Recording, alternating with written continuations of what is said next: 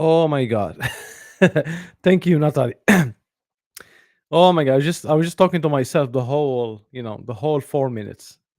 Yeah, thank you for letting me know, or the, or the live will be wasted. Oh my god, so I was talking to myself for good 5 minutes there. Okay, let's let's undo everything.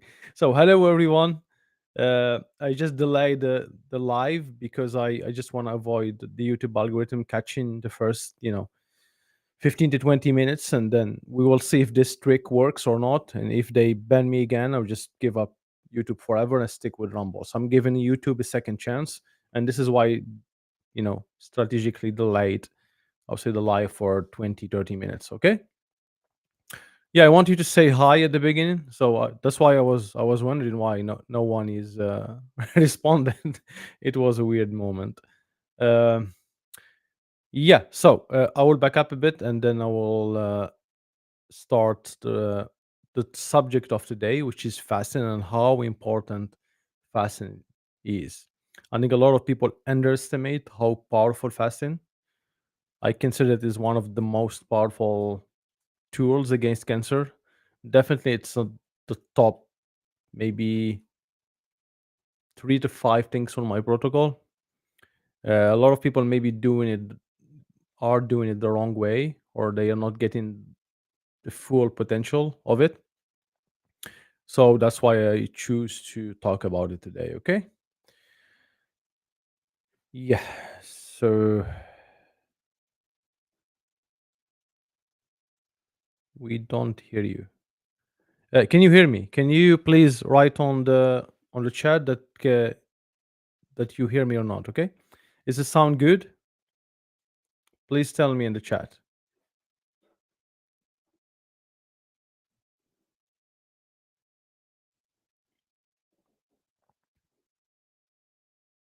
Please tell me in chat. Can you hear me or not?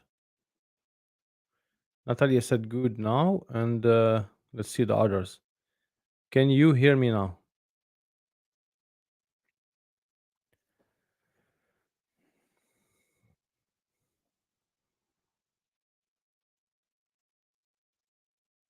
Yes, sound is good. All right, great, great.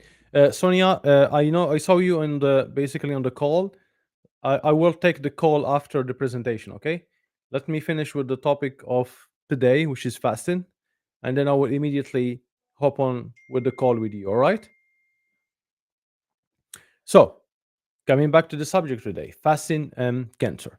So there are two types of fasting. There's prolonged fasting and there's intermittent fasting. The intermittent fasting is the easiest way, where you basically fast for 16 hours, sometimes 18 hours, and you eat in 8 to 6 hours, in 8 to 6 hours eating window. And this is, of course, this is part of protocol. I think everyone should do it regardless, their state or their weight. I'm going to talk about different fasting for different weights, but intermittent fasting is the easiest thing that everyone should do. I do it by myself. Even people without cancer, they should do intermittent fasting and limit their eating window. There's the prolonged fasting, where you fast between 2 3 days up to 10 days. 10 days, I say 10 days because I think that's the most reasonable time to do. There are some people are braver, they do more.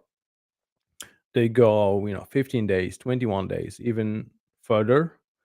But most people, I think, they will be more comfortable doing 3 to 5 days. That's what in my experience. Okay. In my protocol, I do 2 days every week because I think that's sweet spot. Because again, the protocol is a more general, but I think the sweet spot is do intermittent fasting every single day, and then you do prolonged fasting for 2 days each week. Okay, that's I put it there specifically because that's the sweet spot that can be done with most people, regardless their how committed to the protocol, how can they do it, so and also their metabolism or their weight. Okay, so why you do fasting? Mainly to lower the blood glucose. That's the number one topic, I would say, and the number one benefit or goal of fasting. So to lower blood glucose. Blood glucose is glucose is the number one fuel for cancer, and we want to cut that glucose from cancer. When you don't eat, you don't have any glucose spikes, so your blood glucose on is stable, and then basically cancer won't have any additional fuel. Okay, and they start panicking and start being vulnerable. That's the goal. Okay, and also another benefit of fasting, and it's more in the prolonged fasting. After, I think, maybe 48 hours, you start activating autophagy. And autophagy basically where your body repairs and clean up dead cells or dysfunctional cells or precancerous cell. So basically any damage or dysfunctional cell, your body try to basically clean it or fix it. Okay, and then basically even regenerate new cells. Okay, and there's a lot of people that also I get this very often, that, oh, cancer will use autophagy. And that's right. you Cancer uses autophagy in a different way to protect itself from dying, basically, especially protect itself from different treatments. But it can do that in the presence of glucose. That's a very important thing. Okay, so when you do fasting, you lower the glucose, you shift to ketones or ketosis, and then the cancer basically become vulnerable. There's no glucose, they cannot grow and multiply in the normal way, and they struggle to use autophagy this time because, as I said, autophagy, yes, can be used by cancer, but in the presence of glucose where cancer is thriving. Okay, and thriving and also protecting itself from the treatments.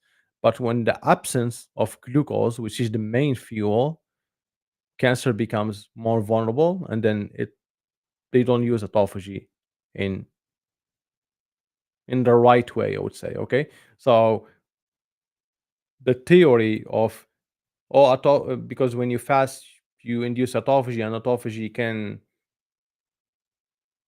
grow cancer. I think it's just a misleading idea. Just someone tried to connect the dots, but these are different things. Okay, so yes, cancer uses autophagy, but in a different way, and up in the presence of glucose. If you fast, you starve it from glucose, and then basically when you do autophagy, it protects the healthy cells. Okay, fasting protects the healthy cells, repair the damaged precancerous cells, and but put a huge pressure on the cancer cells. Okay, also another thing what fasting doing is lowers inflammation.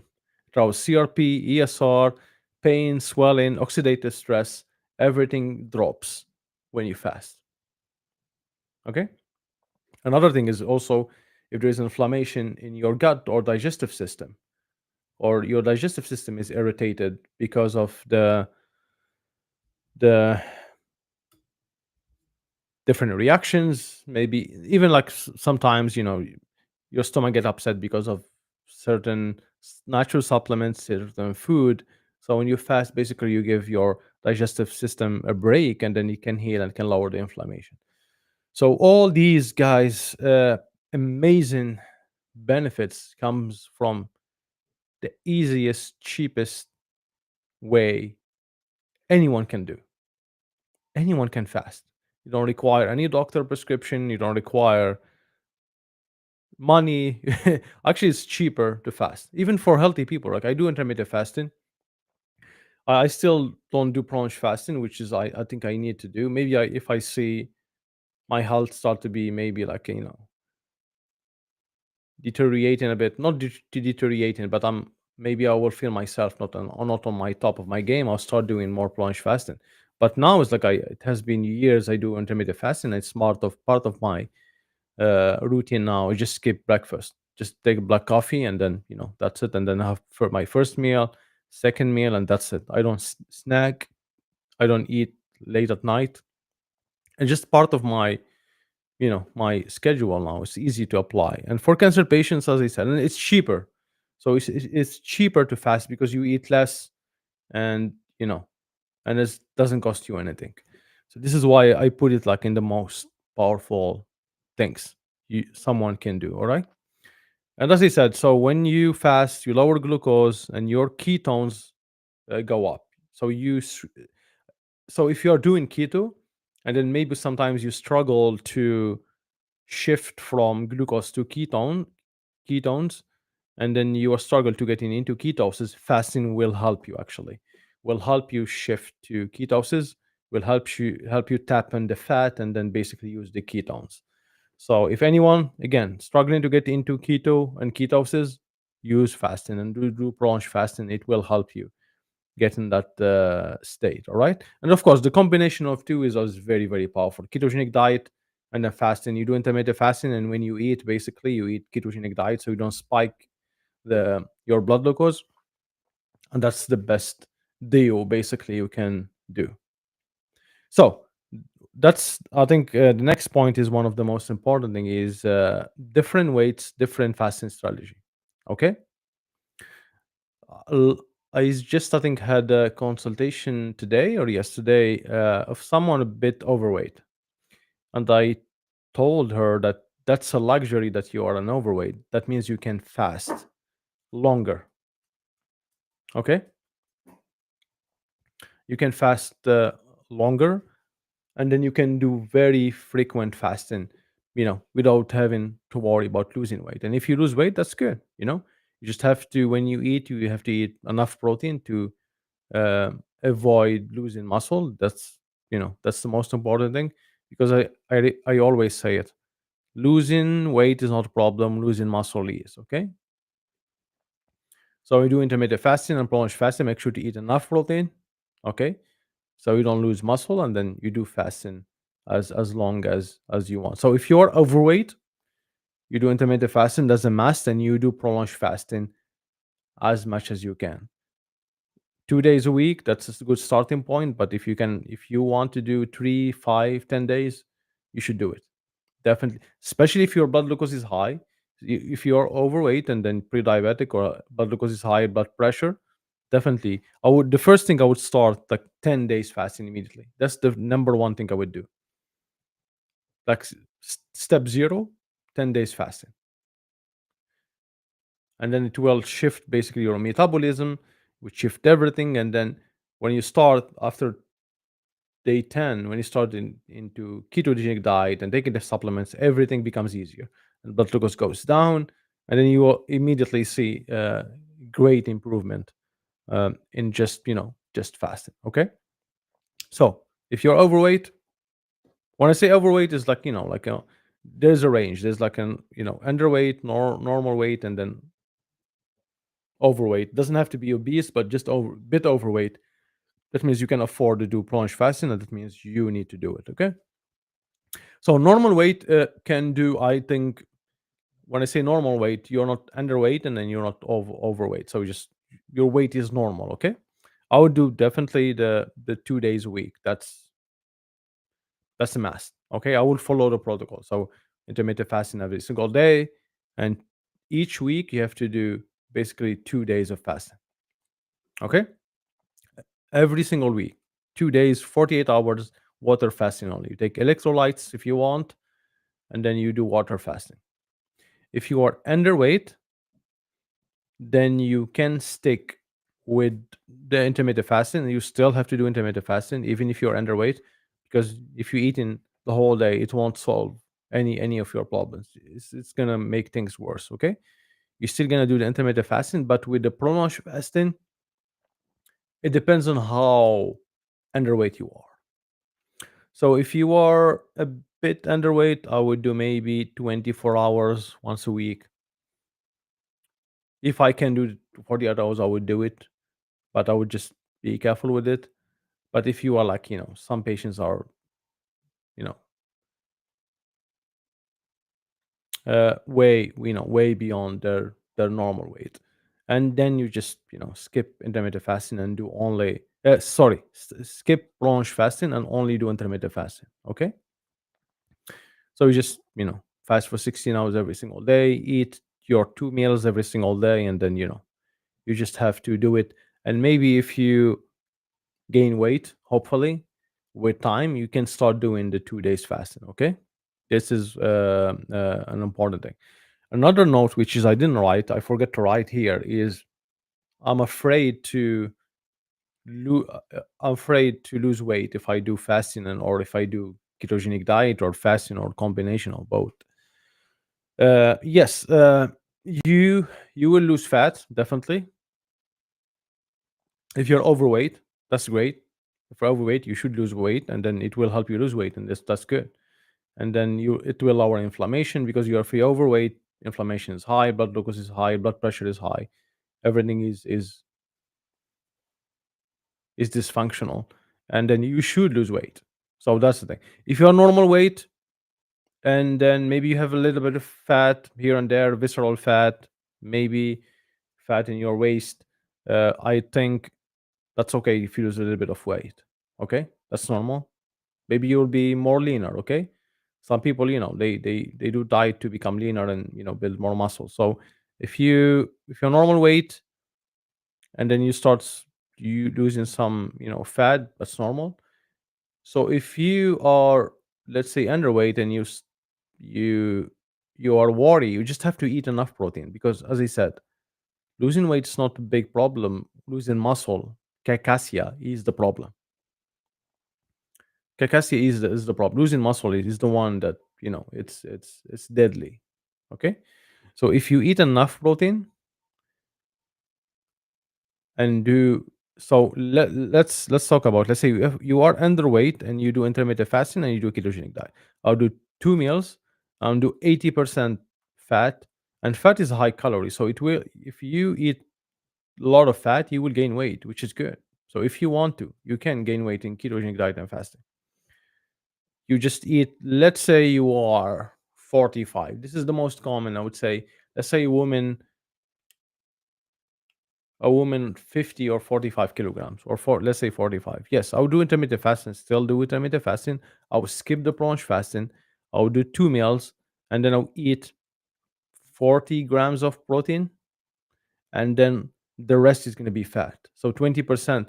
So that 40 grams of protein is 20% of her caloric intake, and then the rest is going to be fat. I'm going to double down um on the eggs, on the butter, on the olive oil, on the MCT oil, or just I eat as much fat as you can, and then that fat will at least preserve your weight, and then maybe you can get a little bit of weight. And then once you get, maybe, I mean, the average woman, let's say 60, and then maybe at 60, I mean, yes, it's hard to go from 45 to 60, but even let's say 50, something between 50 55, maybe you can start introducing a bit more prolonged fasting. Okay, so it's not one rule to everyone, as I said. If you are underweight, and people are underweight are usually the people who are, they have done conventional treatments, and of course conventional treatment is toxic. It will make you lose weight, and it will, it's a lot of people have nausea, they cannot eat, and then it makes you lose muscle. And these are the, the huge proportion of people, they come to me, or they see me, or they, generally general cancer patients who are underweight.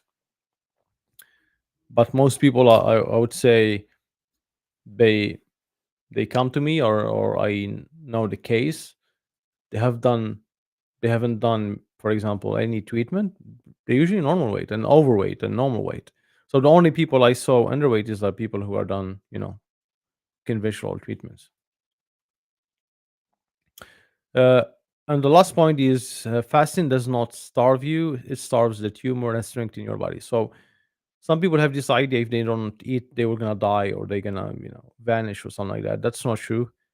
So when you start fasting for the first time, you just, of course, you get headache, you get tired because your body is addicted to glucose. That's like a withdrawal. It's like a heroin or like a drug withdrawal. It's the same thing. It happens. Or some people, they get headache because maybe they're just addicted to caffeine. It's just it's more than addiction. then like you are trying, get you are gonna die if you don't eat. Okay, some people they fast for 40 days. There's this famous actor, I think he came in Joe Rogan podcast and he fasted for 48 days. So and he lost massive weight and he feels better. He said that he feels great. So if you don't eat for 10 days, you're gonna be alive. Don't worry. You will feel great. I mean, after maybe third, fourth day, of course, at the beginning you're gonna, if you do it for the first time and at the beginning you're gonna suffer. Okay? It's gonna be tough because you have all this glucose withdrawal, all these addictions. And then once you do it, and then once you shift on the ketosis and you stay there, I think it becomes way much easier to do.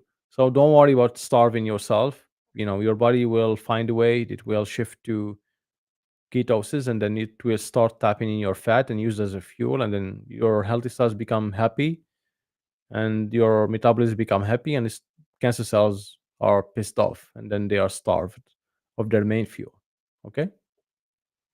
And of course, I mean, I can hear some of you, yeah, but cancer uses glutamine, cancer uses, yes, it can, it will try to shift. If you lower the glucose, try to shift to other mechanisms. There's dozens of mechanisms that can grow, but it's not powerful as glucose. Okay. It's like throwing someone a desert, guys, and then basically starving them from water. Okay. And they start eating, I don't know, their piss, for example, right? And they say, yeah, you see, it's like he's surviving off of his piss. Yeah, but I mean, but it's not the best fuel, and then he won't last based on that one. I mean, water is the main source. Water is what keeps him alive. And then, of course, even with saying this, with the other fuels or mechanisms the cancer uses, we'll target it with different supplements and drugs. So I'm not gonna say, I'm not telling you do fasting only. I mean, fasting is part of the whole protocol. So the other fuels and mechanisms and pathways, it will be taken care of by the list of supplements and drugs on the protocol. Okay. I hope it's clear. As I said, guys, fasting is the most powerful thing you can do. If I had cancer, I would just the first thing I would do is just I would fast for 10 days. And then when I come back, I'm immediately in ketosis and continue with keto diet, just high fat, moderate protein. I'll just eat zero carbs, stick with, you know, fatty steak, eggs, liver, bone broth. I think I'll be happy with these and do intermittent fasting every single day. And then maybe I will stick with 48 hours each week. And then maybe if I feel like I want to do more fasting, I'll just do more fasting. And then of course you do the full protocol, and then what complement this is exercising will definitely complement this one. But of course I won't do too much exercise when I fast. Maybe I'll do it in when I do intermittent fasting, because you need protein basically. Maybe I would do it like 1 hour before I break the fast, and then when you basically after you train, you just eat protein, and then you basically fuel your muscles. Hyperbaric oxygen therapy, it works in a synergy with intermittent fasting and ketogenic diet. On fasting and ketogenic diet, that's something good to add, hyperbaric oxygen therapy. But yeah, I mean, but these are, as I said, these are hyperbaric oxygen therapy is a lot of people don't have access to. If you have access to it, great. If not, I don't think you should worry about it. I would stick to fasting, which is free basically. So you don't have to buy anything. You don't have to do anything. Just fast. Don't eat. That's it. Um, yeah, I think I hope I talked about everything, and then I covered every single point about fasting. Just summarize, as I said, there's intermittent fasting, 16 hours, and you eat for in an 8 hour window. There's brunch fasting, you start about 24 hours, 48 hours, even let's say 3 days to 10 days. It depends on your weight. If you're overweight, you have to do aggressive fasting, do 3 to 5 days very often, and then you do prolonged fasting every single week for 2 3 days. If you are normal weight, you have to do intermittent fasting and you do 2 days a week. If you are underweight, then you have to stick with intermittent fasting. And if you want to do prolonged fasting here or there, then that's a personal decision. Okay. And as I said, the main goal is to lower glucose, also lower inflammation, give your system a break to heal, and then lower inflammation, lower the problems, the toxins. I think is the something, as I said, miraculous. I think a lot of religions are they emphasize on fasting. Definitely, Christianity, Islam is like it's for 1 month you have to fast basically. Uh, I think every civilization, every religious emphasize on fasting. I think it's a godly thing. It's the best thing you can do for your body.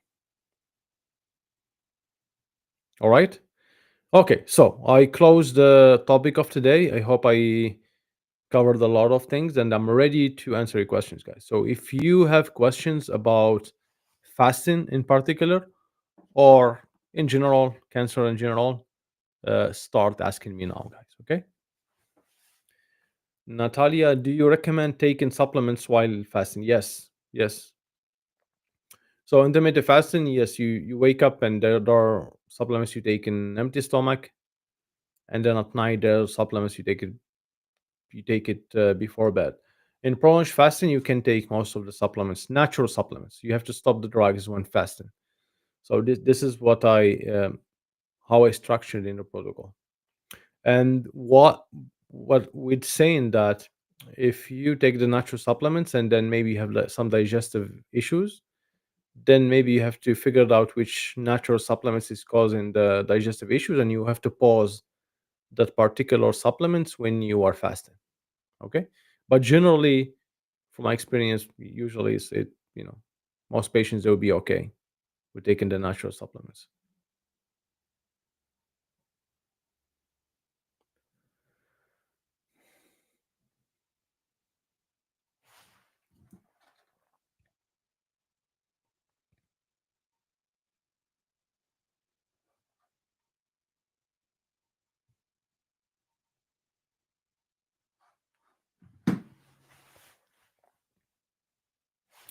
Okay, let me is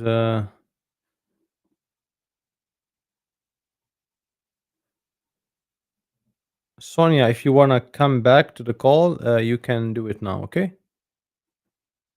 if you're still watching or you are in the call, you can come back.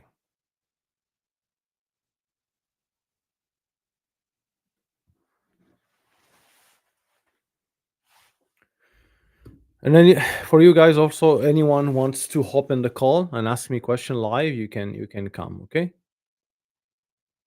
the link is pinned on the chat. So there are 8 people, 7 on Rumble and 1 in YouTube.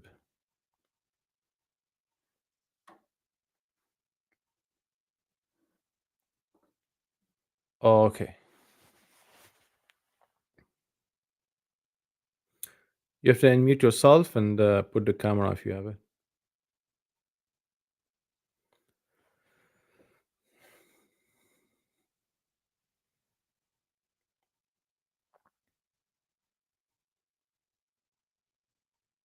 You have to unmute yourself or fix the mic and then put the camera.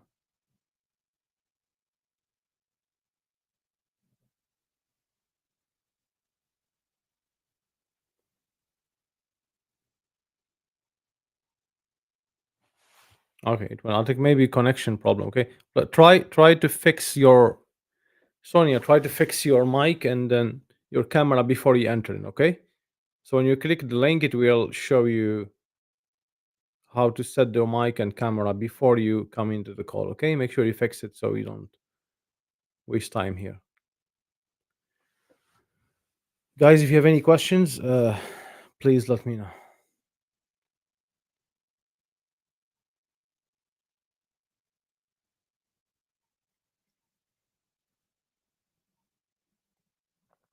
I'm still trying to figure it out which day. For now, I fixed the lives on Wednesday and Sunday,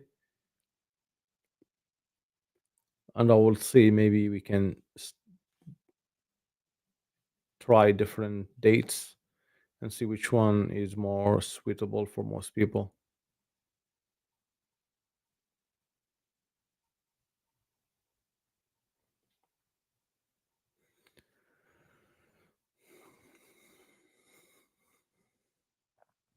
The reason also, I mean, why fasting and ketogenic diet is important because I think 80%. This is speculation. I still need maybe to do some data analysis. But 80% of patients they come to me, they have high blood glucose, all of them. Either high blood glucose from their diet and their lifestyle before getting the cancer, or high blood glucose because of the treatment, chemo radiation. So radiation actually causes high blood glucose, and basically, I think the dead cells for some reason they get turned into glucose and they get deposited on to the bloodstream, and then that's why people after radiation they have a stubborn high blood glucose. This is why it's a very important to do fasting and ketogenic diet. Some people, to be honest, they are stage one. They come to me immediately after diagnosis, and then I see their blood glucose is like in 80s, 89, 87. And then sometimes I don't tell them to do ketogenic diet. I tell them to just do low carb, just eat healthy. You can keep fruits and you can keep most of the things. Yeah, you still do the fasting. I tell them to do fasting and then do just a low clean carb diet. But that's not the case for most cancer patients. Most cancer patients have high blood glucose. And then, of course, also if you are in the middle of the fight and then even the blood glucose is not very high, you still wanna put pressure on the cancer, especially like if it's stage four metastasis. I will do strictly ketogenic diet and fasting. My mom got her blood tests done and it reveals TSH is at 8 and anemia as well. Some cholesterol levels up due to the lack of red meat in her diet and iron. Yeah, I mean, of course. Why she doesn't eat? Why does she doesn't eat red meat? That's a typical vegetarian vegan person. Blood glucose is high, hormones are messed up, cholesterol is messed up, anemia. That's very typical. So yeah, so I assume also her blood glucose is high because if it's thyroid, she has hypothyroidism, and then cholesterol is messed up, and then anemia. Definitely, the blood glucose is high. I'm not sure if you tested or not, but I assume it's like 100 or something. Yeah, it's easy. Fasting and then low carb diet and eat a lot of red meat and liver. She needs to eat fatty steaks, liver, take vitamin C, and do fasting. Ketogenic diet and fasting. I would do keto fasting and eat steak and liver. This is how you basically fix her metabolism.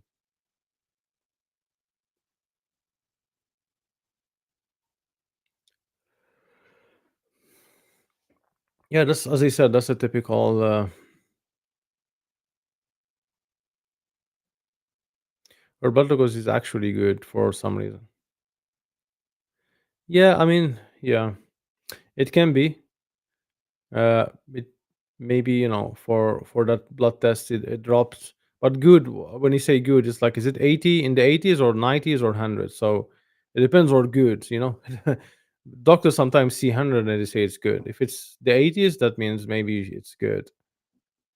But if it's like in the 90s, it could be like higher, and then maybe for that test it went down to 90 or 95 or 98,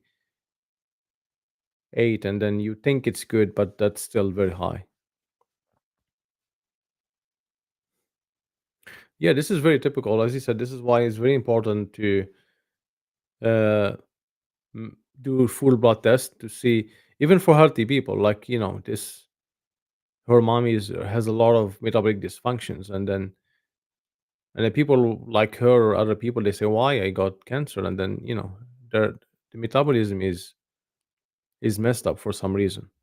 This is very, very typical. This I see this a lot in Indian patients, because most of them are vegetarians. They always come high blood glucose, high thyroid, anemic, low HDL, inflammation is high, and then and for them it's very, very difficult to they don't eat red meat basically, and I have to negotiate a bit with them, and then sometimes I give them goat liver and goat meat or sheep meat, and they can take it, and then they actually get better. So yeah, I think I gave you the fix, and then if you do it, you just you're gonna save her from a lot of metabolic diseases coming. How long could it take to stabilize anemia? It doesn't matter. Just do the right things. I mean, stop asking for timelines and time, and it doesn't matter. Just eat red meat, liver, take vitamin C, and just and chill. And then do the blood test after 4 weeks, maybe if you want.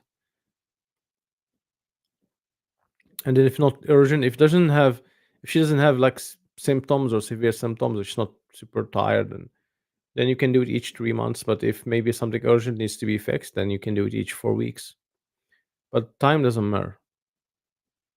Hi doctor, is finasteride safe to take for health? Uh yeah, finasteride for health. No, I use for me it's like my hair is falling. I'm trying to save my hair. So I'm using Sopalmeto as a DHT blocker. It's not as powerful of finasteride, of course. Finasteride is more, I'll say, powerful, but this has a lot of side effects, especially if you are, I'm not Jesse, is it a man or woman? Yeah, it has some effects on the reproductive system, low libido, a lot of side effects. So, if you're young, if you don't have children, I would just skip it. But if you are 40 is done with children, then you can maybe use it. But for me, I use saw palmate. It's not as powerful as finasteride, but I think as a natural alternative, as a DHT blocker. It also is good for prostate health and good for male health. So I use saw palmate to 500 milligrams a day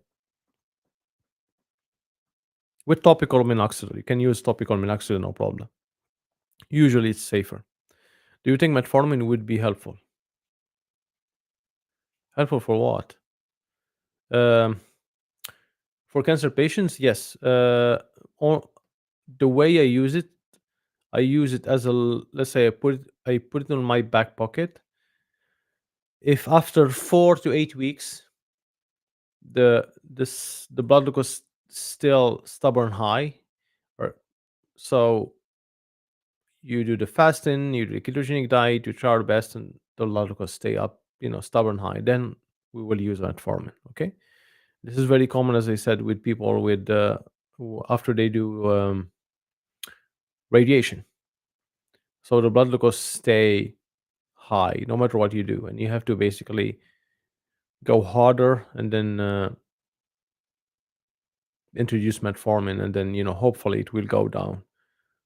Yes, a lot of people, I don't know what, they talk bad about metformin. Usually it's safe, and actually it has a lot of anti-cancer effects. There's a lot of protocols they use metformin uh, from the beginning, but for me it's just for the convenience. I'll try to lower the blood glucose with the fasting and keto, and then, as I say, if necessary, you can introduce metformin. Sometimes it's very, very important. You have to introduce metformin. Sometimes you don't need it.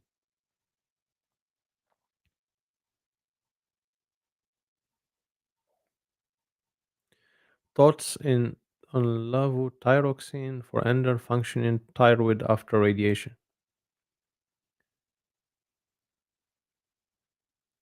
Uh, yeah, sometimes you have to use it, but I don't think it's just a permanent solution. I'll just fix the metabolism. You just mentioned that she has a lot of problems. I'm not sure if you measure CRP, inflammation, ESR, hormonal panel, prolactin. There's a lot of things you need to watch. I think maybe, yeah. If you fix all of that, if you fix everything, the thyroid is gonna come back to normal. That's for sure. But I think it needs deeper. I think maybe it needs deeper, more personalized protocol than just what I told you.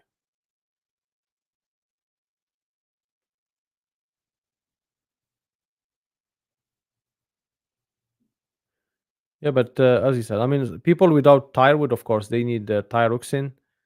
But if it's under functioning, maybe temporary solution. But yeah, you need to fix the root cause, so you don't need these drugs because it's gonna stay high anyways. It's not gonna be super high. My A12 is normal. I was thinking metformin to help remain in remission. Multiple myeloma, no, no, I don't think so. I mean, feel free to take it. I think it's not. I don't think it's toxic or has some side effects. If you feel comfortable with it, then why not? But I would do fasting and keto diet. So do ketogenic diet and fasting, and you don't have to worry about high blood glucose. But if you some people like certain drugs, and then use it, no problem. If you have side effects, just stop it, and then that's it. Yeah, hemoglobin A1C is normal. Yeah, you need to measure your blood glucose too. I mean, daily blood glucose. You need to measure 2 3 times a week. Your fasting glucose in the morning. Use a device, and then after 2 or 3 hours after eating, and you want to be definitely in a safer range, because hemoglobin A1C sometimes when we say normal, like for a cancer patient, I want to see it 5 and down. So if we say normal, like some people, for doctors, 5.5 or 6, that's normal. So I've been doing fasting for 8 months with GKI, good, ivermectin, mebendazole, but now was just diagnosed with C on lymph nodes, chest, armpits. Can understand why. I've been doing fasting for 8 months with GKI, good, by ivermectin, mebendazole, but now was just diagnosed with cancer on the lymph nodes, chest, and armpits. Can't understand why. Um, yeah, it can happen. It can definitely happen. But I would say what was. It's hard to judge uh, based on that. Have you? I mean, definitely. I mean, fasting, ketogenic diet, ivermectin, benzol is a big portion of the protocol. But of course, I mean, there's many other things that you need to do and follow, and it must be something. So maybe something you didn't fix. Maybe the ivermectin benzoyl dosage was not very high. So there are many things you can do with this. So either, as you said, something on the blood test, your metabolism on the blood test you missed, you didn't fix. Some triggers is still there. The dosage of ivermectin, mebendazole were not high enough. Maybe you're taking the other supplementation too, the long list of supplementation, which are very essential too. Um, I'm just giving you different possibilities.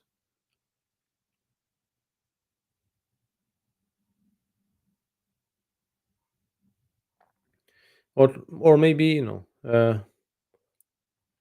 but diagnosed with lymph node. So maybe some people, if it's, I assume it's breast cancer, but if it's breast cancer, sometimes it's it gets, if you did biopsy. So if you did, but if you have breast cancer, okay, I don't know what you have, but if it's chest, lymph nodes, and armpits, I assume it's breast cancer, and they do the biopsy, it's immediately spread to the nodes.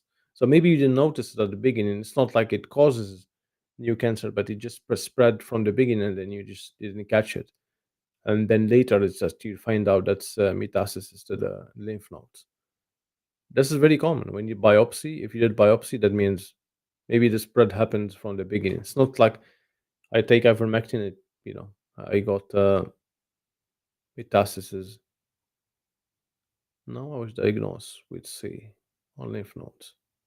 But is it a recurrence? Please give me more context because I'm just rambling for like 5 minutes. But uh, did you had a breast cancer? Did you had a cancer? And then you are on a mission, you did a surgery, and then you did a protocol, and then give me more context, please, because I'm just speculating on a lot of things. Can I take Xyrate on its own? No. Why? Why do you want to take Xyrate? With CBD, do you recommend? And does it have to have THC? Yes, it has to do THC. For Spectrum CBD oil with THC, that's the one you need to get. A lot of websites, I know. I don't like recommending any brands, and then they, after they turn out not good, and then I'll be the one recommended. I'm sure, I have trust issues, so you have to take for us responsibility, guys, for finding these. But if you just Google, I think you find a lot of brands. They have certifications. They usually, maybe they are good.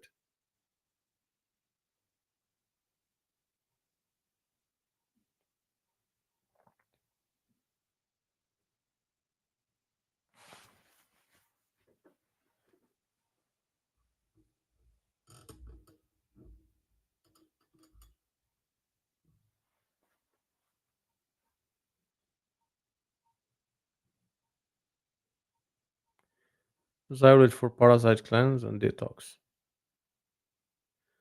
I mean, if you do ivermectin and bendazole, and then you do Xyrate with them, yeah, then it makes sense for parasite. But taking it by itself, not sure. We're in a lingo. Amazon $50 for 2 weeks to monitor glucose levels. Okay, that's a continuous glucose monitor. Interesting to see which foods amounts can move the monitor. I have a low body weight and low body fat. Gym 6 days a week. Good. Yeah, the continuous glucose monitor actually gives you a lot of information. I bought one time, and then I saw what food can, trigger a big spike, what food does not trigger a big spike.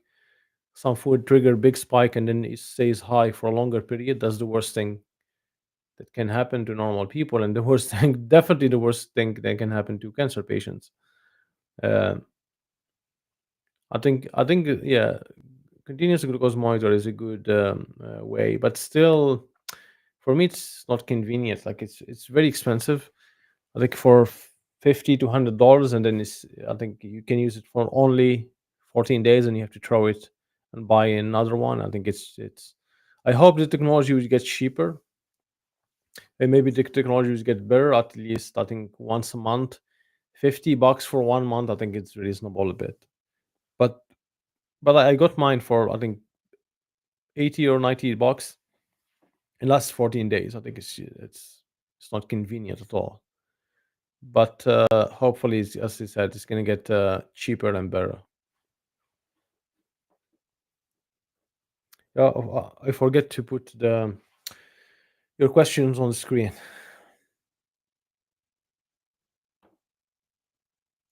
Are you against nuts such as macadamia, pecans, walnuts, rasol? You used to have it a part of your protocol.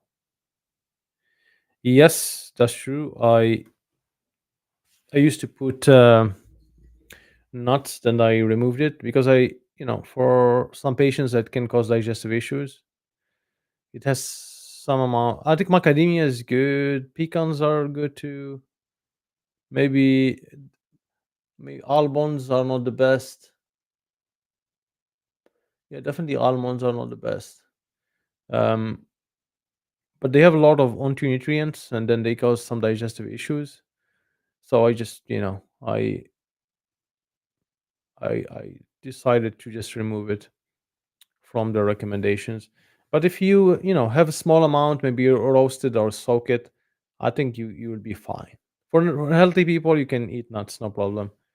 You just, as you said, you have to soak them to remove most of the toxins and anti-nutrients, and then or roast them. For healthy people, I think it's good. For cancer patients, I think if in small amounts then can be good, but if it's cause digestive problems, and no, then I'll stay away from it.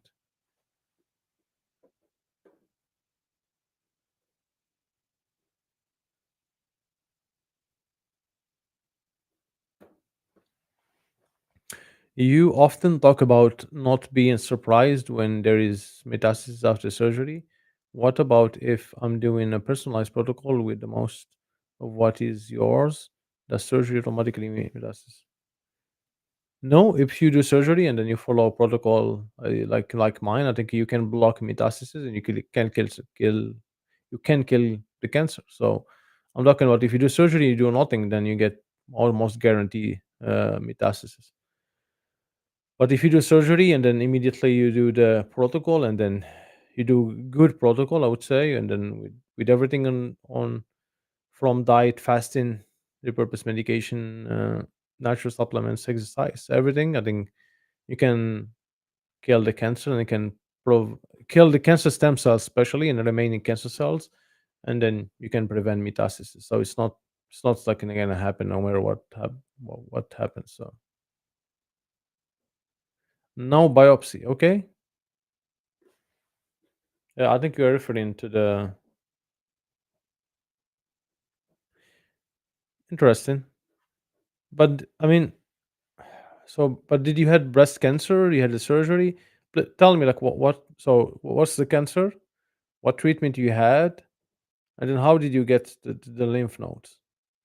Or was it like the first time you got lymph nodes? I mean, cancer in the lymph nodes immediately. So give me more context, like what happens, you know, uh, step by step, so I can, understand a bit and give you more context.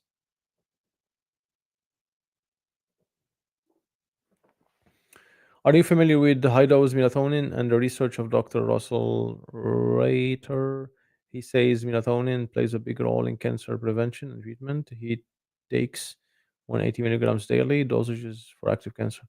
Yes, of course, melatonin is very, very powerful, especially for brain cancer, glioblastoma, brain cancer. Um, it was in my protocol. The reason I took it off because a lot of cancer patients complaining about being sleepy and then they don't feel good.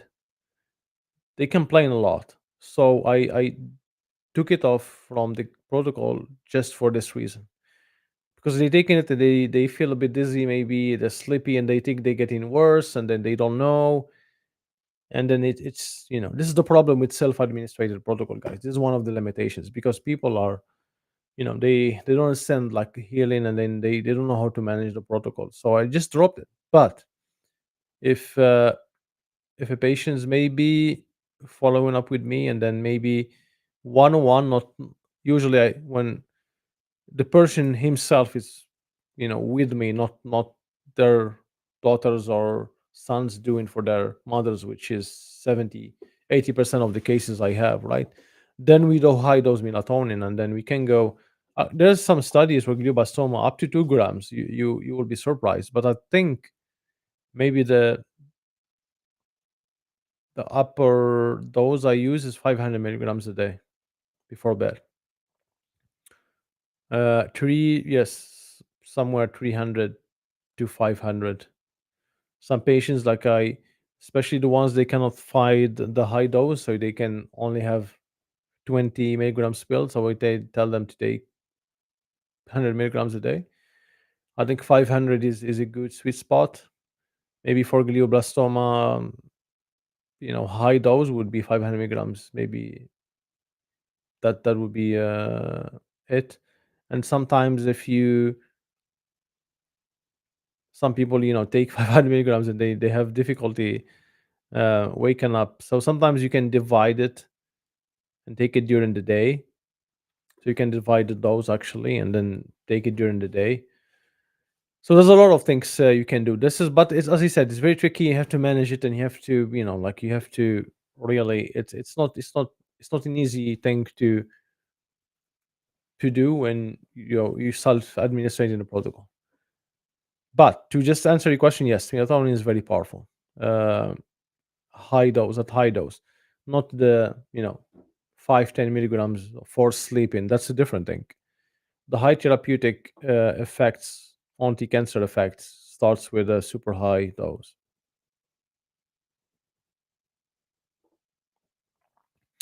Does butter and ghee and high fat dairy reduces sperm quality? No, no, no. Who told you that? Who told you that? These are great things. It's like they take a fact and they switch it. It's like it's. I mean, it must be it must be vegan said this for sure. Because that's actually is like high fat is like it that means you will have high cholesterol, and high cholesterol is the building blocks of the hormones and reproductive system, system like testosterone and others, which also controls the sperm quality.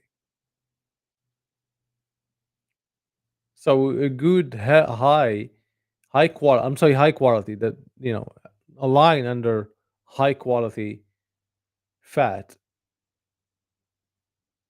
it will increase healthy cholesterol, and then of course it will lead to better hormones and better sperm quality. So it's just quite the opposite. But again, but I, like you say dairy because butter, ghee, and high fat dairy. But if it's conventional, very bad quality, they inject hormones and they feed, GMO soy, then of course it's going to be bad. Okay. But grass fed organic butter, grass fed organic ghee, uh, high quality fat, maybe aged cheese. These are amazing. These are great to eat. These are butter, grass-fed butter. Man, it's just the best thing you can eat. Ghee, you cook with it, the best thing you can do for your hormones and then for your cholesterol, healthy cholesterol and everything. Of course, the conventional, low quality, that's to be avoided anyway. So even for cancer patients, okay? Even if you do keto for cancer patients, avoid conventional dairy, GMO. They feed them GMO soy and grains. They inject them with hormones. Definitely needs maybe like estrogens or something like that. And estrogen, yes, high estrogen men can reduce the sperm quality. Okay, but if you get high quality grass fed organic from a local source, amazing, amazing. There's a guy. There's a very. I mean, I watch football, guys. So it's called Erling Haaland. It's a very top striker in the world now. He's the top maybe 3 to 5 players in the world. Strikers, super young, very very strong, amazing. He's one of, I say, top 3 to 5 players in the world. And he's like has a vlog, guys. He's basically shopping from a local farm, I think from UK, and he's buying raw milk, and he's buying like steaks, a lot of steaks, and then I think raw honey. I think yeah, these are the 3 things I think he's buying. So he drinks a lot of raw milk, and he drinks a lot of um, he eats a lot of fatty steak, and then he eats also, I mean, raw honey. And he's talking about the benefits, and he's his top player, guys. I mean, these are players that they always test. They do blood tests, and they have to make sure they're on top of their games. And he's really one of the best, strongest players. And yeah, he eats raw milk, and of course he goes to the local farm, highest quality ever. That's where you get, if you get like ethical local farm and you buy high quality animal products, that's the best thing you can do, man. That's superfood.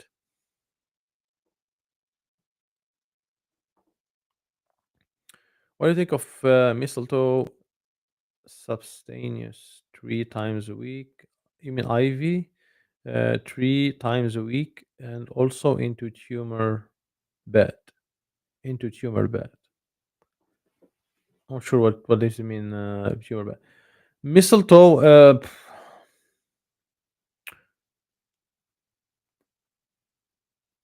I don't have that much data. Like I wish I had case reports. I wish I find. I tried, guys. I tried to find. I want to have a case reports with a mistletoe before and after scan, before and after blood test, and a documented case report, and then I would be happy to talk about it and then recommend it. And like, because there's no, I mean, there's a lot of stories, there's a lot of clinics they do it, but show me one case reports. You can just take a patient's before and after. You claim that it heals, and then infer remission and post it to one of the journals, and they will, if you give them evidence, they will just accept your case reports review. But why they don't do that, right? So there is no case. I mean, for carbon dioxide, there's 7 cases, a paper, 7 case reports. I think 3 or 4 full remission before and after scans. Because if you when it's case reports paper, guys, you have to understand. You submit to a journal, they ask you for all the evidences. And there's two reviews, and they have to review the paper, and then you have to accept it. So you almost ensure that this is a real story. Okay, but I mean, I wish I have more case reports about mistletoe and other things too. Okay, but I don't. So yes, I hear doctors talk about it. I see a lot of clinics they give it, but you know, if you have a case reports, please send me. If you have a story case documented case, please send me, and then I'll be more happy to talk about it and go deeper and recommend it. But until then, yeah, any good to any good doing any good doing ultra low dose tamoxifen on pro- protocol, or just balance hormones instead? Uh,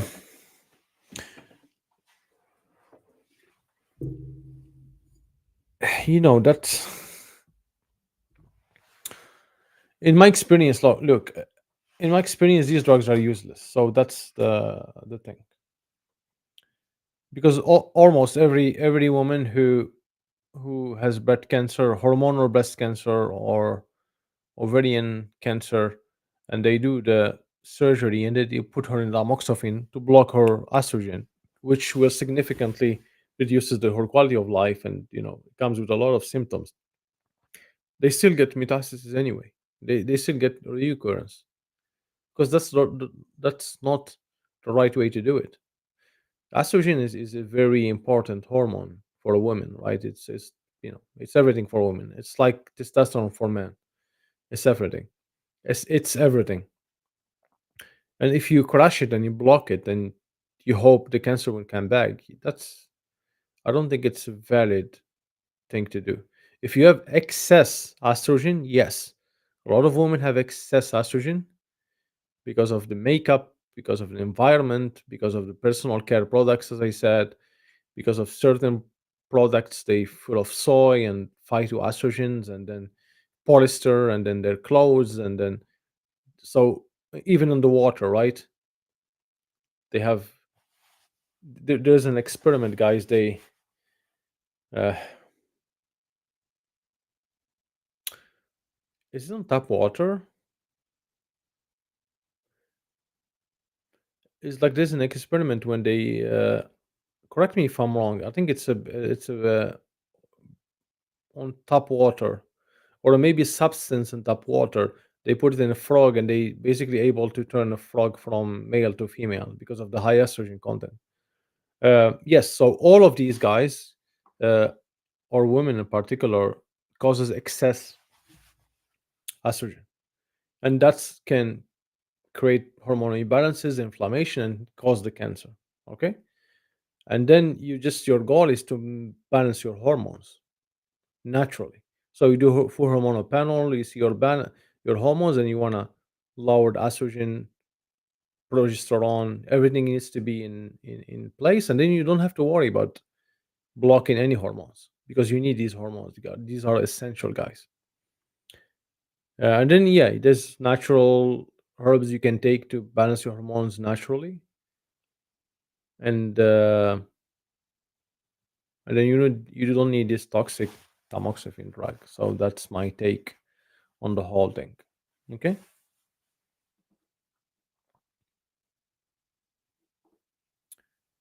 How much percentage of CBD and THC should the oil have? It depends. It depends. I think because different brands put different things. Like you just have to know how much you are taking per day, and then see what how much the bottle have in total and how long it will last you. I think I saw one bottle is 3,000 milligrams or 300 or 3,000. 3,000 or 300. I think 3,000 milligrams. Yes, 3,000 milligrams. And then, for example, if you are using 100 milligrams a day, that will give you 30 days supply. So you have to calculate in this way. Okay, I had estrogen, hormone, or breast cancer 7 years ago. Was in remission, doing metabolic keto, all other things and supplements as prevention. Okay, taking ivermectin 40 to 60 milligrams, mebendazole 5 milligrams, and fenbendazole 500 milligrams.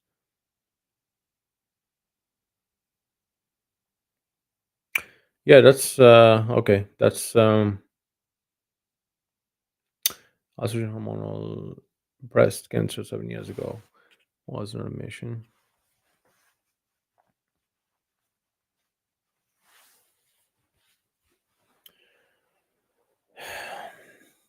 Yeah. Hmm. It's a bit tricky because it doesn't happen very often. But again, I'm not sure. Have you kept doing regular testing? Was all the blood tests on point? Everything hormones are balanced. Blood glucose you measured multiple times. Inflammation is low. Blood counts are good. Immune system is good. Everything is good, and then you still got cancer. I mean, the new metastasis or new cancer in the lymph nodes. It would be hard, but if you measured and then you kept doing, I don't know, regular blood tests, and then every single blood test was good and point, and you still got it, it would be very strange story, to be honest. But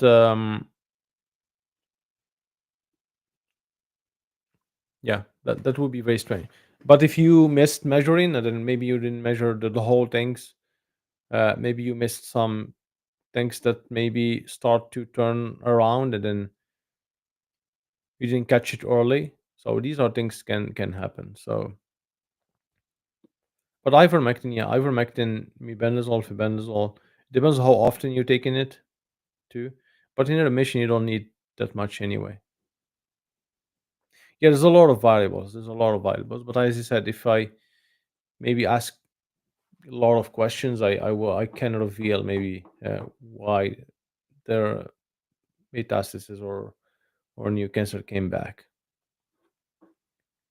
But if you tick all the boxes, it still came back, then I have no answer for that. The COVID vaccine can make cancer come back after longer. Of course, yes, it fires up. Most people got reoccurrence after they took the COVID vaccine. So yes, COVID vaccine caused the cancer and caused also dormant cancer to wake up and then cause reoccurrence too. What is bovine cholesterol for? Helps with anemia. My mom has high platelets and anemia. High platelets, that means most likely high inflammation. Anemia is low iron or low um, B12. Yes, cholesterol can help. Bovine cholesterol can help with the blood counts in general and bone marrow. I usually give it if the blood counts are too damaged.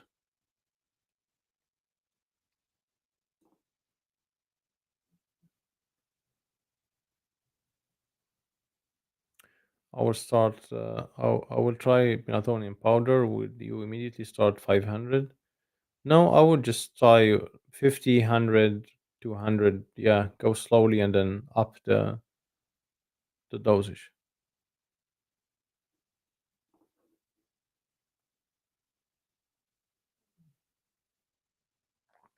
I want to schedule with you. Are the appointment options at local time? I am in New York time.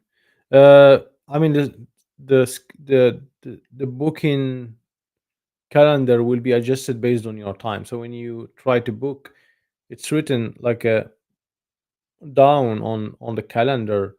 What's the time zone? It usually regulates based on your time zone. So what the times you see is based on your time. So if it's suitable for you, just can book it. No problem.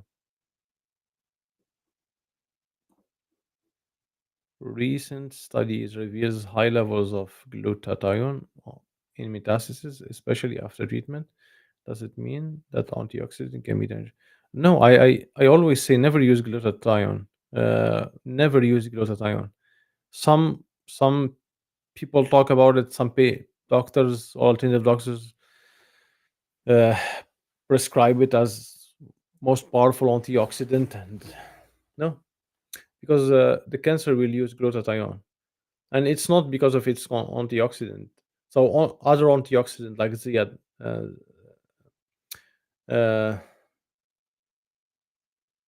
astaxanthin will be okay. So there's no, there's no harm of it. But glutathione, no, glutathione, never use glutathione.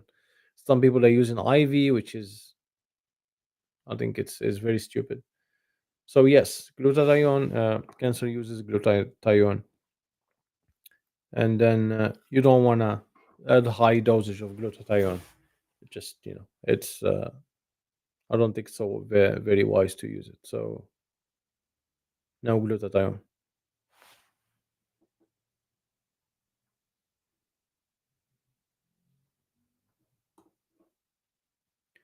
Your lives are fantastic, informative, and helpful. Yeah, thank you so much. I appreciate that.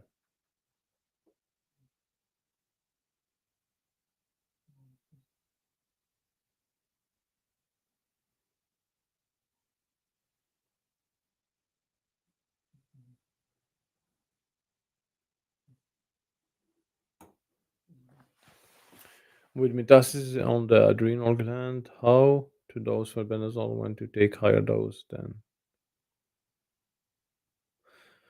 Yeah, you have to measure. You have to measure. You should watch my videos. You should watch my last live about measuring everything. I cannot tell you how much you can take while I don't know your metabolism. So check the liver and kidneys, and then start with the dose you want, and then measure after 4 weeks, and then if everything is okay, you can double the dose, and then do that for another 4 weeks, and then measure again. If it's everything is okay, then you keep raising until you reach the your desired dose.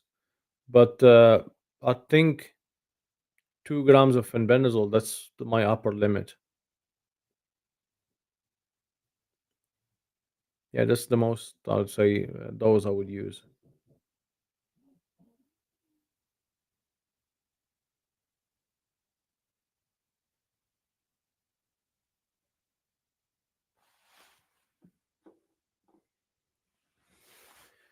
Can I apply magnesium chloride in a form of a cream at night for sleep and for magnesium top up? I never use that. I just use magnesium glycinate,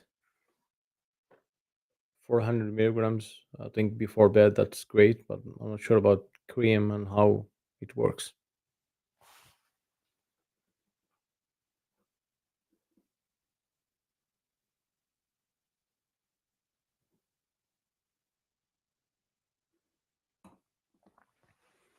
Why, Doctor, why would tumor bleeds from time to time. Dark red blood also cells.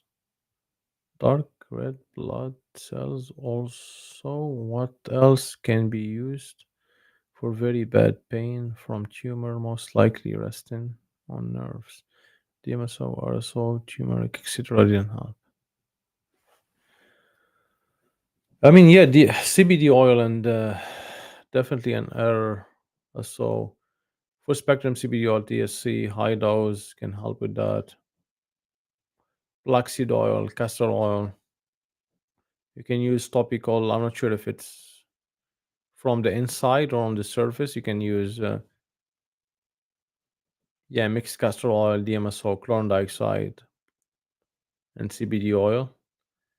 This maybe can help. But bleed is like bleed from the inside or like a is like a fungating tumor or tumor on the surface or the bleeding is from inside and you get it in the stool. So I don't understand the situation here. Is it a topical tumor like on fungating tumor on the surface or when you say bleeding it's from the inside?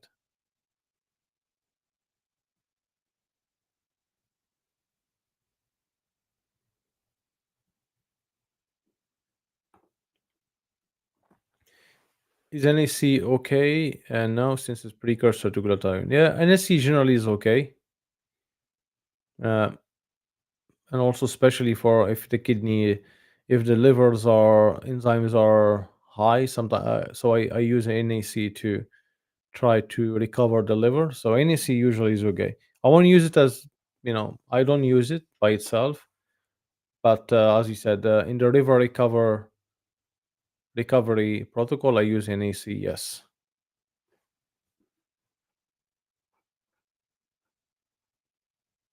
like most people start to come after 10, so I or 10:30. So I assume, yeah, I assume these are maybe guys from US that maybe now it's like 5 or 6 p.m. Yeah, but it's too late for me. For me, here is like it's 11 p.m., guys, and you start coming now. Maybe I will see. Maybe I try the next one at 11 p.m., but it will be too late. Okay, fungating tumor. Okay, I understand now. That's a different uh, fungating tumor.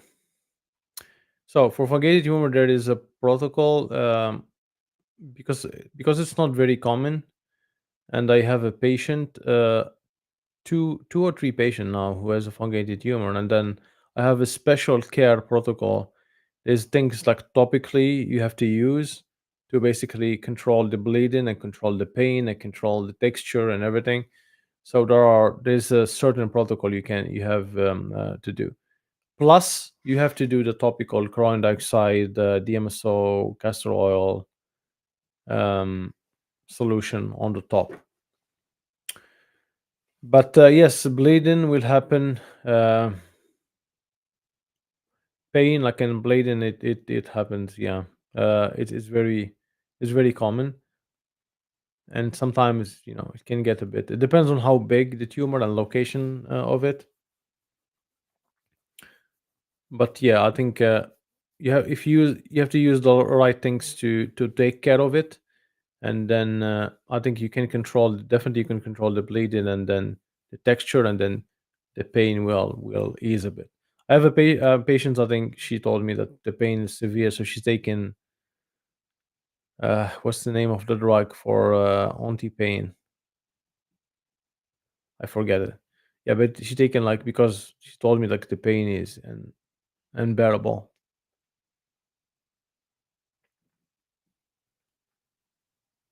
Isn't melatonin antioxidant too, like glutathione? No, it I is eh, it's not glutathione is bad because if it's antioxidant. Glutathione is bad because the cancer used it in the chain when you use a glutamine, glutathione. So these are things the basically the cancer uses and taken advantage of. So it's not because of its antioxidant, just because of its glutathione. So if you're using an antioxidant, then everything has an antioxidant effect. Vitamin C has antioxidant effects. Melatonin, astaxanthin, all of these are antioxidant. They will be okay. So the cancer won't use these.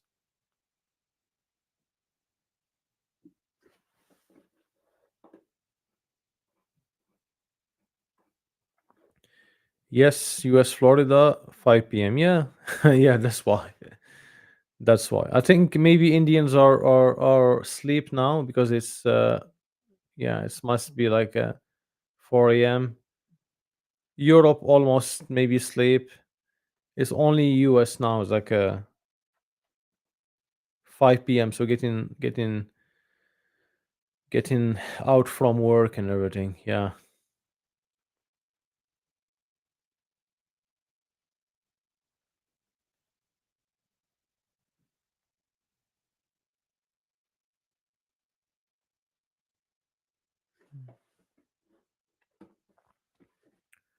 my blood looks really good, except iodine really high.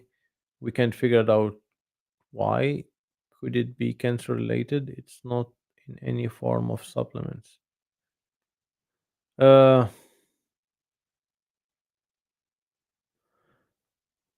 how will I need to investigate. I'm not sure. I don't have a um direct answer, but maybe sometimes also if you have high level of fluoride, if you're using fluoride paste or like drinking it in the water, it can compete actually with iodine and iodine neutralization. Maybe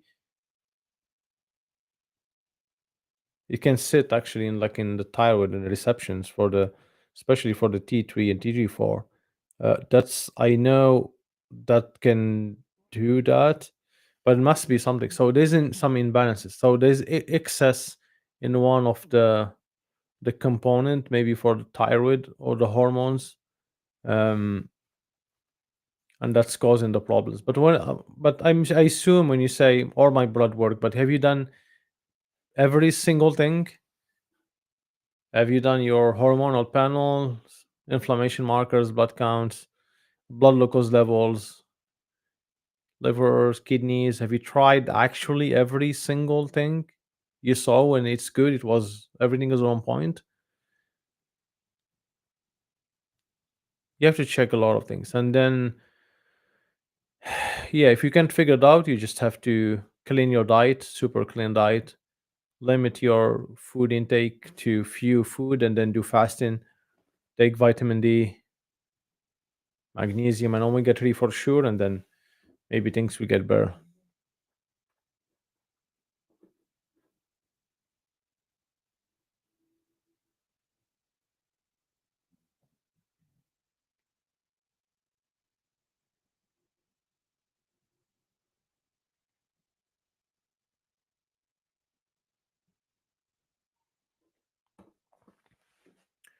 Based on a question I answered regarding the recurrence of the cancer despite normal tests, my mother was diagnosed with cancer even through all the tests were normal, including her vitamins normal.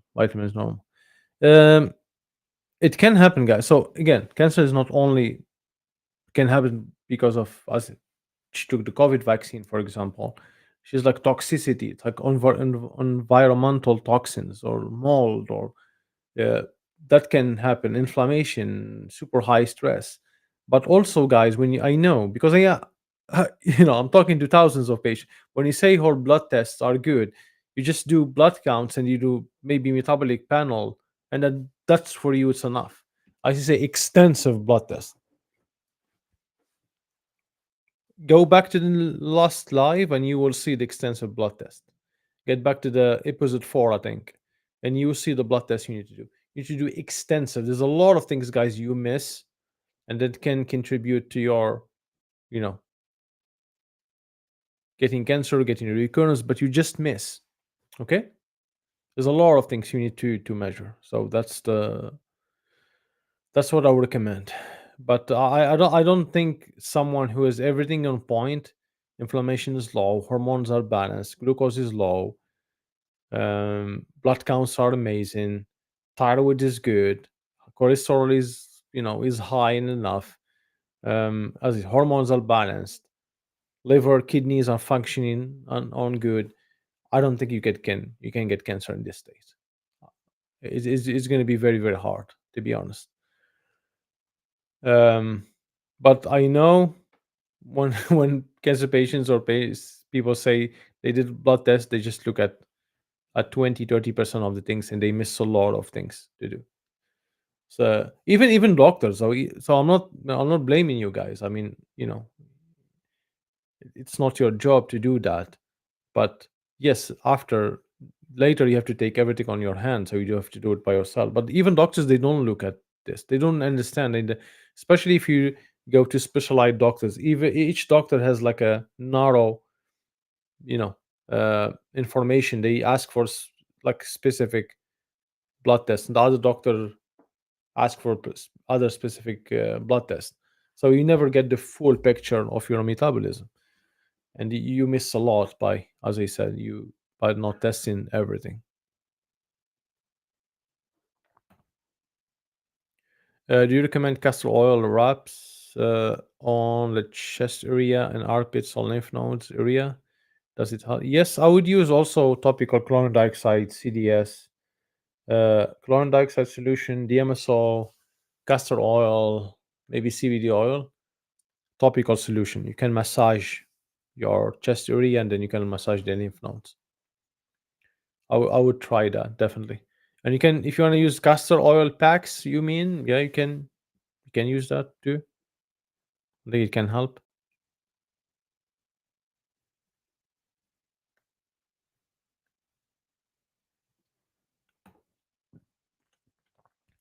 You you should try poke root and castor oil. It's the strongest lymphatic plant on earth. Great. Yeah. Can be good. I don't know about poke root. I don't know it, but yeah, it can be good.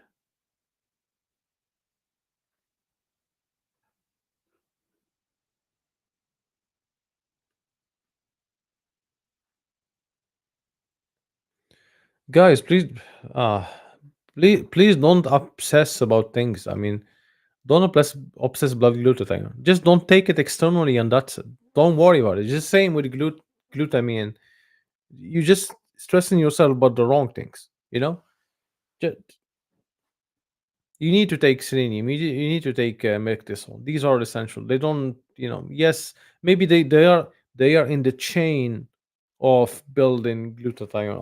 I don't have the information because but mectisol definitely doesn't doesn't raise glutathione, but selenium, I'm not sure if it's on the necessary to build glutathione. But even don't worry about it. Okay, just don't take external IV glutathione. That's it.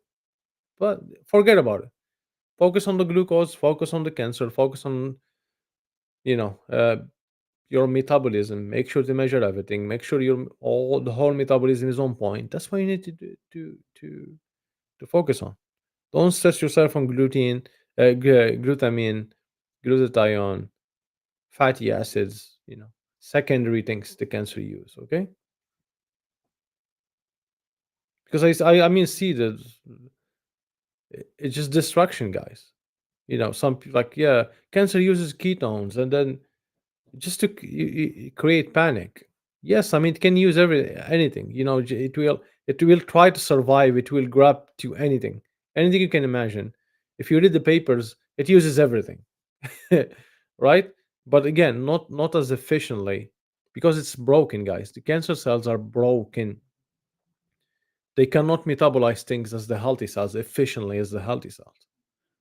This is why when you put stress on them and glucose, you get the main source, and then they start to panic and they start to be vulnerable, and then you come with all of the drugs and then you just attack them.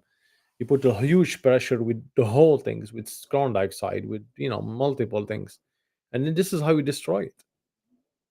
But it's not your job that the cancer try to is just like in a panic mode, try to shift to any, it uses different amino acids, glutathione, glutamine, certain amino acids, but you don't have to worry about that. I mean, that's not your, that's not your goal. If you panic about everything, you stress yourself, and the stress will kill you faster than, I mean, it will damage you more than, the cancer are using the glutathione. Trust me. So yeah, don't worry about it. Just relax. Focus on the glucose. Your blood glucose in the 80s, great, great, great, great. You fast and do a ketogenic diet. Your blood glucose is steady in the 80s. That's 100% your focus. Your shift on. That's And do exercise, improve your sleep. Reduce your stress. Go out, do sports, have a good time. Take all the supplementation. That's what you need to focus on. Okay.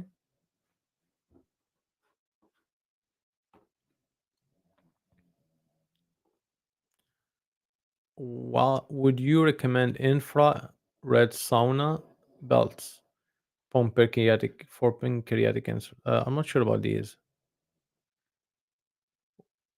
infrared sauna belts. I don't know. I don't know it, but it must be something new someone invented. It's like a belt, creates some heat. I'm not sure. I'm not sure about. I would try regular sauna, to be honest. If you're in a regular sauna, the sweat detox. That's a good thing.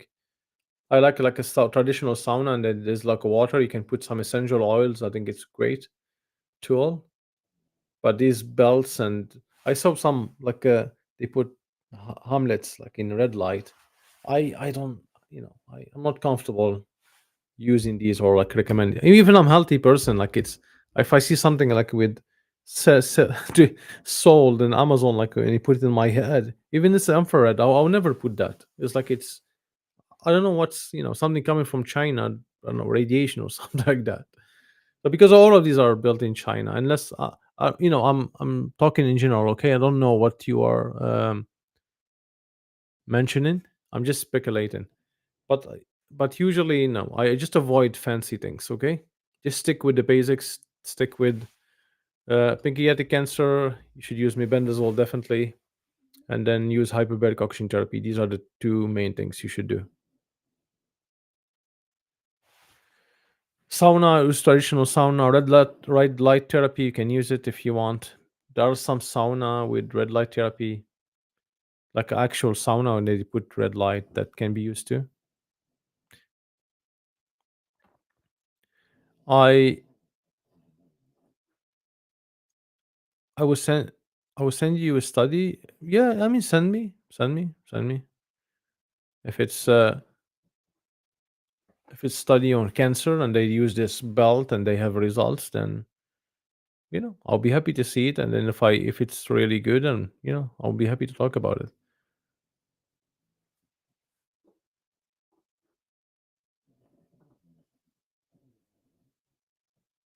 How big of a role plays emotional trauma, and what therapies do you recommend? You know, I don't. I'm not denying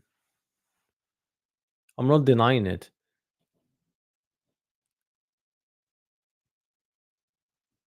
How can I phrase it in a good way so it doesn't sound very bad?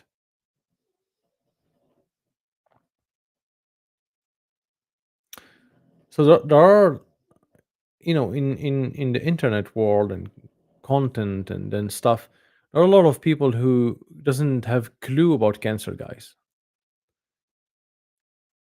They don't actually understand cancer. They don't understand the mechanisms, the actual, how to target cancer, and then all the terminology, and then the science behind it, and the hardcore science.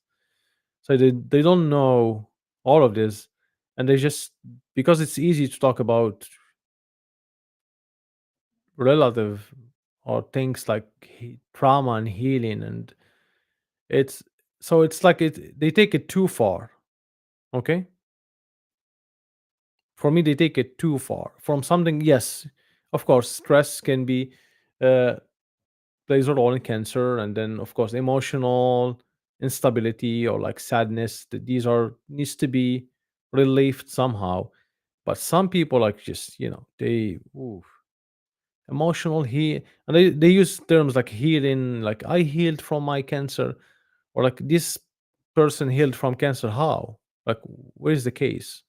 How's the blood look? I mean, a blood test before and after. What is the scan? What is the scan before and after? How long it takes?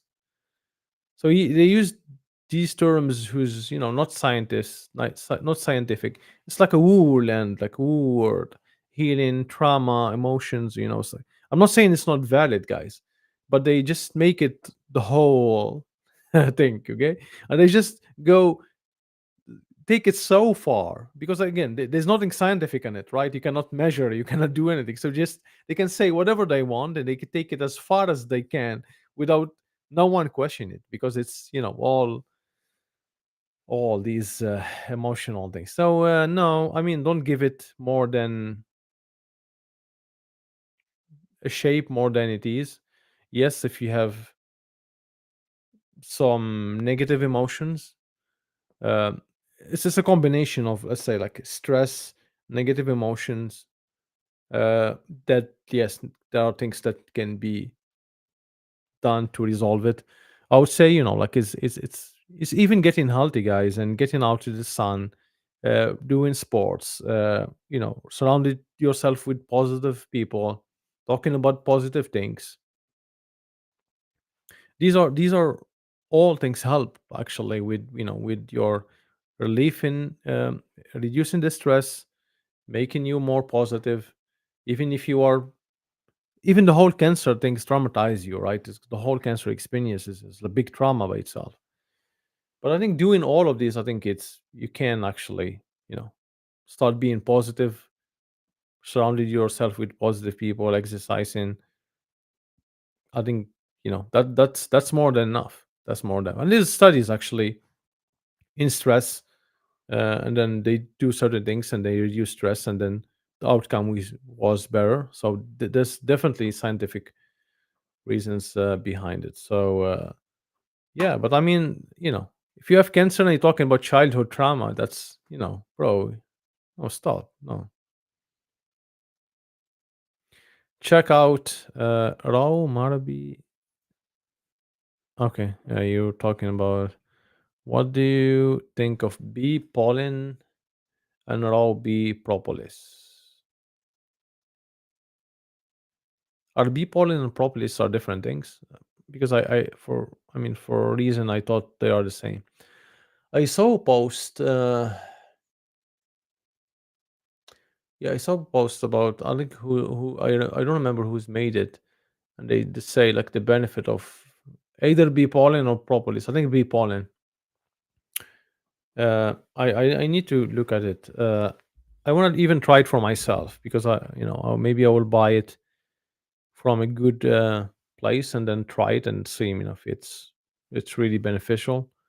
I can sense the things that if they are good or not, and you know if I find it maybe has solid benefits, and I will start talking about it. But I think it's good. So if you're asking, can you take it? I think you can. I think definitely if you add it to your routine, that can be definitely can be done. I know also the it's good. It's called Royal. It's called Royal. No Royal. So what's called the B? Ah, so what's so there's it's called something with the queen, like with the bees guys they have the queen, or they have the, and then they have it's like the feeding for the queen. I don't know what's the name of it. So it's like this bee pollen propolis, and there's this one which is like the I don't know what's the name, but I think that's one the very beneficial too. I tried it. I remember I tried it years ago, and like it gives you like a good boost of energy, and it has a lot of health benefits. But if someone remind me in the chat, what's the name of it? So it's like the queen of the bees. They have like a special feed for it. It's called like I know the name in other languages, but in English, I like I lost the name for some reason.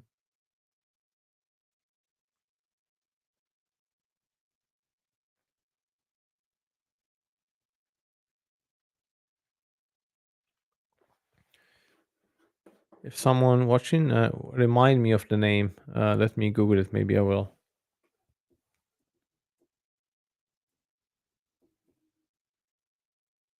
Royal jelly, I think.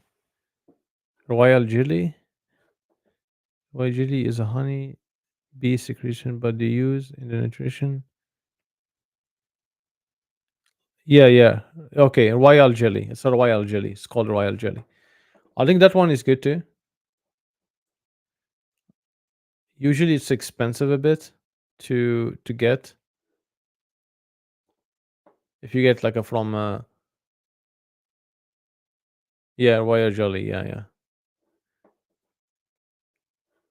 If you get raw like from a place, usually it's but that one is I remember I tried it like in like a like small like spoon here, like it's yeah, it's like it gives you like a good energy and good mood. So and there's a lot of like data around it. So I think bee products are amazing, to be honest. Even honey is amazing. Unfortunately, for because you are doing keto, you should avoid honey, unfortunately, because it's basically it raises blood glucose. But outside, let's say if you don't have cancer, you don't have to be in keto. Honey is like I take honey is like super often. I have a local honey.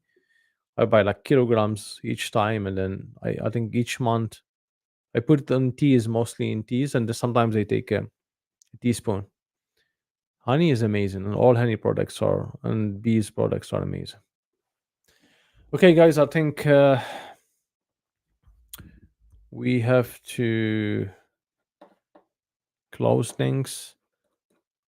So if you have any maybe important question you want to ask before we go, please put it.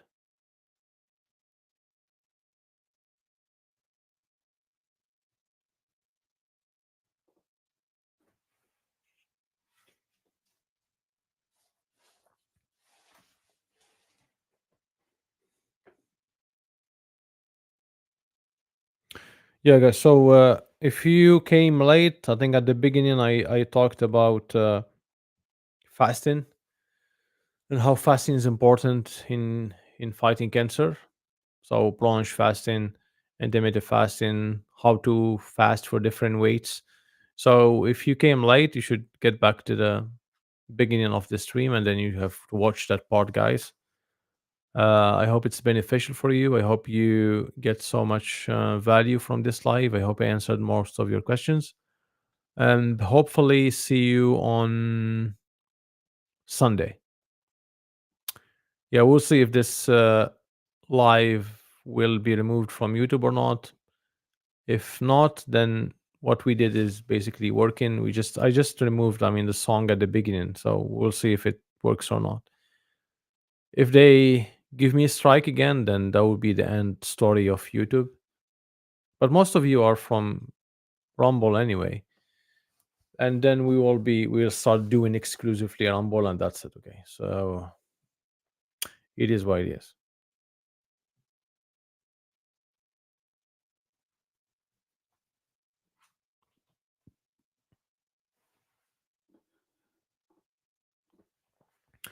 Exercise on a rebounder or high intensity to help with swelling lymph nodes.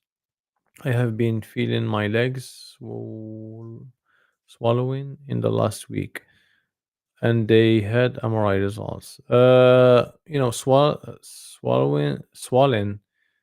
I think you should check your D dimer and blood clotting marker. So sometimes, cancer patients they have high blood clotting, high D dimer, and if that, you need to basically take baby aspirin and nattokinase. So swelling